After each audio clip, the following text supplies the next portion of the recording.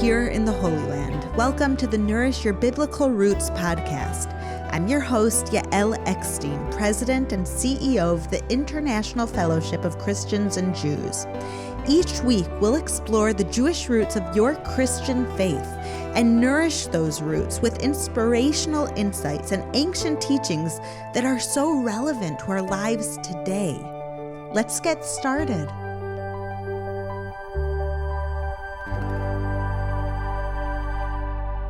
Today, we're going to talk about the holiday of Hanukkah. Hanukkah is said in Hebrew, and in English you might say Hanukkah, and lasts for 8 days and 8 nights. I love this holiday of light, and as Christians with roots in the Jewish faith, this holiday is also relevant to you. After all, it's a holiday that Jesus celebrated as well. In this episode, we'll explore the story of Hanukkah and uncover its inspiring message of hope. We'll discover why the message of Hanukkah is exactly what we all need to hear right now, during this time and season. There are 2 things that make the holiday of Hanukkah different than all of the other Jewish holidays. The first is that it's the only Jewish holiday that is not mentioned in the Torah. This is because the story of Hanukkah happened in the 2nd century BCE after the Jewish Bible was canonized. But Hanukkah is mentioned in the Christian Bible.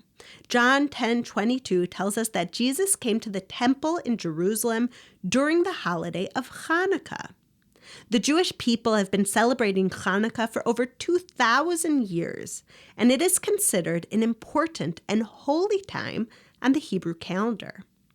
The other unique aspect of Hanukkah is that it's the only Jewish holiday that centers around the nighttime.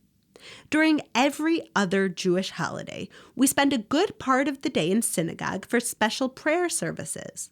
We also have festive daytime meals, and depending on the holiday, we participate in the special activities of the day. Whether it is the blowing of the shofar on Rosh Hashanah, sitting in our sukkahs on Sukkot, the Feast of Tabernacles, or even delivering food packages to neighbors on the holiday of Purim. All those things are done during the day. But everything we do on Hanukkah happens after the sun goes down. Jewish children go to school as usual for either some or all of the days of Hanukkah, and most parents go to work. But at night, when the sun goes down and it's dark outside, we light our Hanukkah candles and celebrate the holiday. My family will light the first candle of Hanukkah. We will make the special blessings and sing the holiday songs as we bask in the glow of the Hanukkah candlelight. My kids will sit on the floor in front of the candles playing with their dreidels, which are spinning tops that have Hebrew letters on each of the 4 sides. The letters are an acronym for the phrase Nes Gadol Haya Po, which means a great miracle happened here. Then we will eat latkes, the traditional potato pancakes that are fried in oil to remind us of the miracle of oil which Hanukkah celebrates. And we'll enjoy donuts fried in oil for dessert. But all of this happens at night. According to Jewish law, if we light our menorahs before nightfall, it's as though we didn't light them at all. The reason why Hanukkah centers around the night is because the meaning and message of the holiday is intrinsically tied to times of darkness. Another interesting fact about Hanukkah is that it always takes place when the days are the shortest and the nights are the longest, very close to the winter solstice. It also takes place towards the end of the moon cycle, when the moon is at its very smallest and the nights are the darkest. It's precisely at the darkest time of the year that we celebrate Hanukkah, and it's no coincidence, because it is only against the backdrop of darkness that we can truly appreciate light. And the triumph of light over darkness is what Hanukkah is all about. I'm going to tell you about the story of Hanukkah, which took place during one of the darkest times in Jewish history. During that time, the Jews in the Holy Land had been under Greek rule for well over a century. But things got even worse when the ruling Greeks decided to outlaw the most essential practices in Judaism, including the study of the Torah, the Bible, by penalty of death. In the past, other nations had tried to destroy the Jewish people, but this was the first time in history that a nation tried to obliterate the Jews spiritually. They were after the soul of the Jewish people, and the Greeks were very successful. Many Jews decided to abandon the Jewish way of life and embrace what they called an enlightened culture, the Greek culture. These Jews were known as Hellenists, and they turned against their Jewish brothers and sisters that stayed loyal to their faith. The small amount of Jews that clung to their beliefs and traditions faced enemies both from within and without. They faced the greatest superpower of the time, and also their own people who sided with their enemies. It was against this bleak background that the story of Hanukkah unfolded. Things came to a head when the Greeks demanded that the Jews sacrifice a pig to the Greek gods. A family of priests led by their father Matityahu decided that enough was enough. They began rebellion, and they fought against their Greek oppressors. This small group of priests and their followers called themselves the Maccabees, which is acronym for the phrase from Exodus 15:11, Mi kamocha be'elim Hashem. Who among the gods is like you, O Lord? The Maccabees fought an impossible war, but that didn't stop them because they hoped and they prayed to God. Like the verse in Micah, though I sit in darkness, the Lord will be my light. In those dark times, they turned to God, and He was their light. He was their hope, and God performed miracles. As we say in our Hanukkah prayers, He delivered the many into the hands of the few, the strong into the hands of the weak, and miraculously, that ragtag band of untrained Jewish fighters managed to defeat the greatest army in the world. That was the first miracle of Hanukkah. But the second miracle is one that you are probably more familiar with. After the Maccabees defeated the Greeks, they regained control of the Holy Temple in Jerusalem. When they entered the temple, they saw how badly the Greeks had desecrated the holiest place in the world, and they were brokenhearted. But they didn't stay in that dark place. Instead, they got to work cleaning up the temple and rededicating it to God. This is why in the Christian Bible, in John 10:22, we read that Jesus was in Jerusalem for the festival of dedication. Hanukkah is Hebrew for the word dedication, and the holiday celebrates the rededication of the temple. It was during this time of cleaning up and rededicating the temple that the Maccabees searched desperately for a container of pure olive oil so that they could light the temple lampstand called the menorah. But all they could find was one flask of pure oil, still sealed with the stamp of the high priest. That oil was only enough to light the menorah for one day, and it would take another week to produce more pure olive oil. The Maccabees decided to light the menorah anyways, and God made a miracle so that the oil that was only enough for one day lasted for 8 days until the new oil was ready. This was the second miracle of Hanukkah, and we commemorate it by lighting our menorahs for 8 days, starting with one candle and adding another candle each night so that by the 8th day, all 8 candles are burning bright. The truth is that the two different miracles, the military victory and the oil that burned for 8 days, are really one and the same. They represent the triumph of light over darkness, of hope over despair. I remember years ago, I was at a gala event in Ukraine with my father. The event took place on Hanukkah, and my father was given the honor of lighting the menorah and saying a few words to the guests at the event. My father lit the menorah, recited the traditional blessings, and then addressed the crowd. He said, "Why do we celebrate the first night of Hanukkah? The miracle was that the oil continued to burn for 8 nights. But what was special about the first night? It wasn't a miracle that the oil burned for 1 night. That was natural. They had enough oil for 1 night." My father explained that the miracle of the first night was that the Maccabees lit the menorah in the first place. Think about it.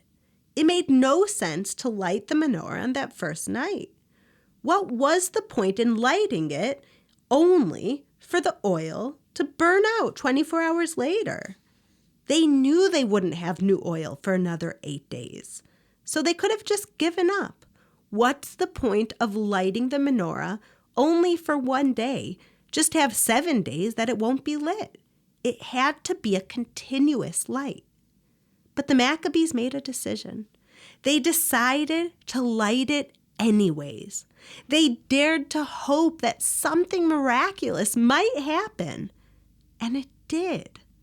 The same hope that drove the Maccabees to fight an impossible war was the same hope that led them to ignite a light that defied all odds. And that same hope brought about miracles in both situations. The Maccabees banished the darkness of despair with the light of hope, the light of God. My father explained that in that same way, it doesn't make sense that we can feed all of the hungry, or take care of all of the widows, or feed and care for all of the orphans.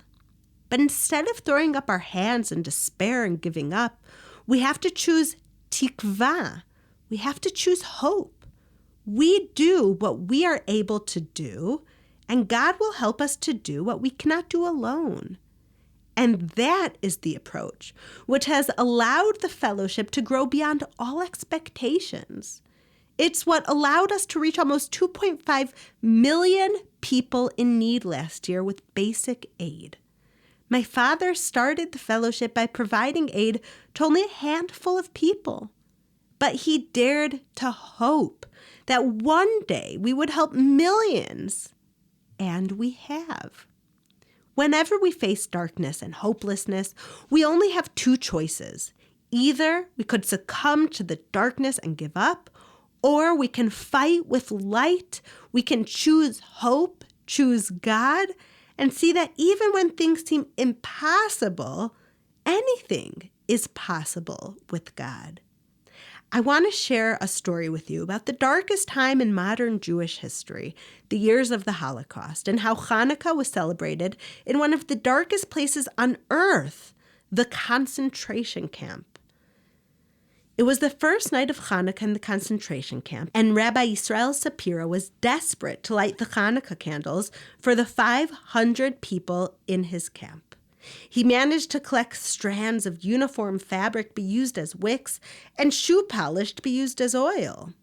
That night, Rabbi Sapira gathered everyone together from his barracks.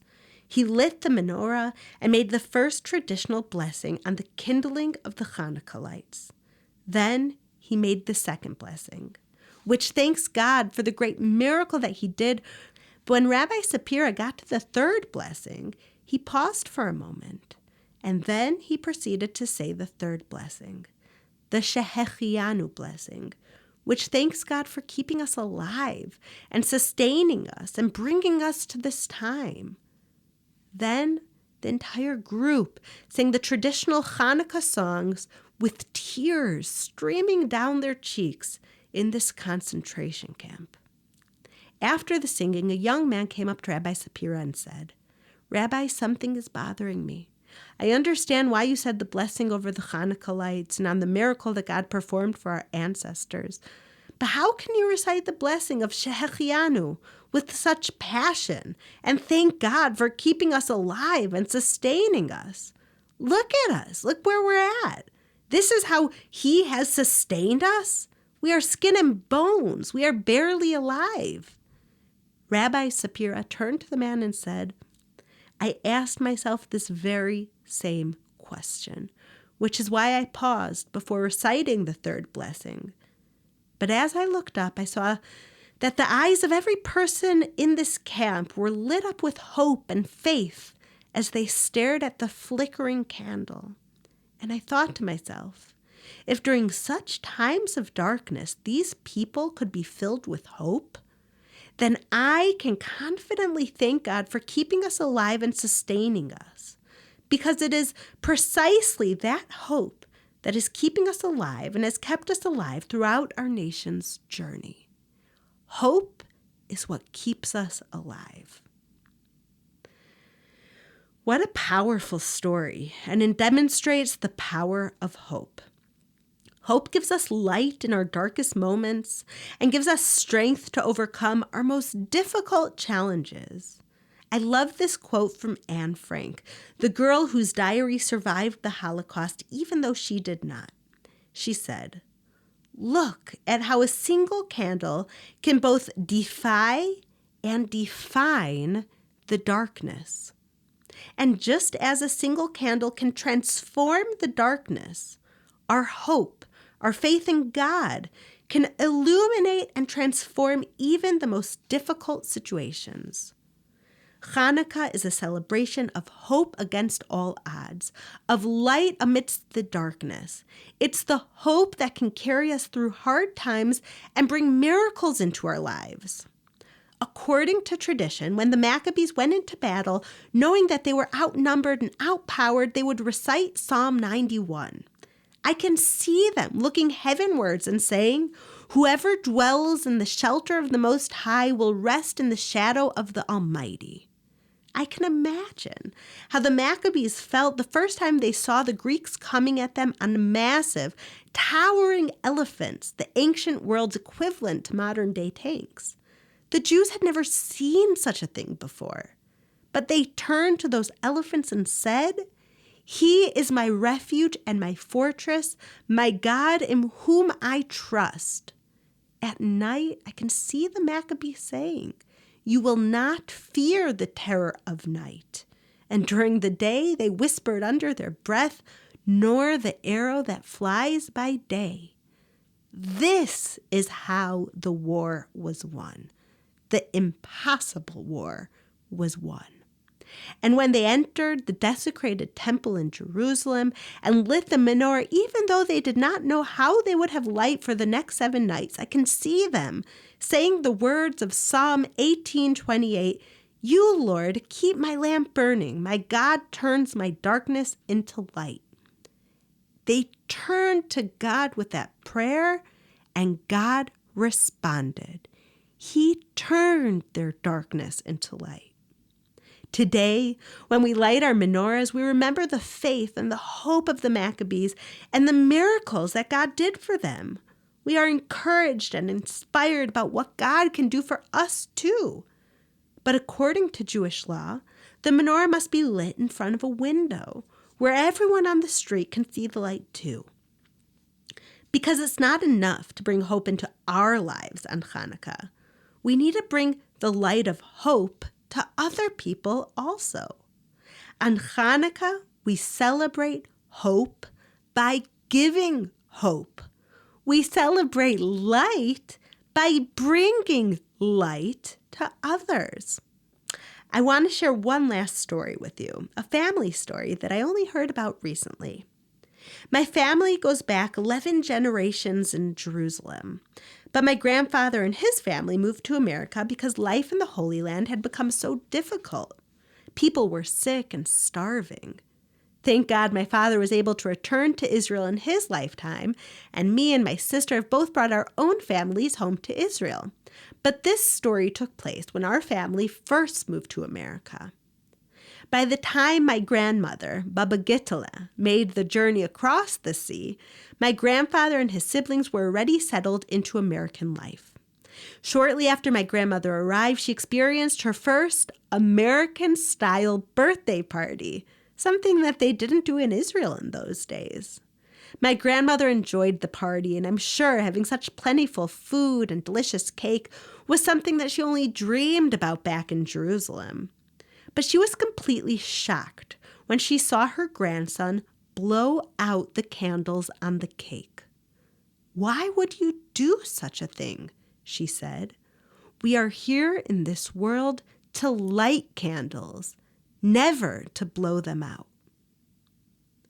My grandmother was echoing an old Jewish custom to not blow out candles.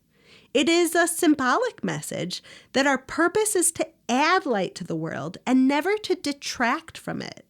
And on Hanukkah, the holiday of light, there is nothing greater than adding light to our lives and to the world.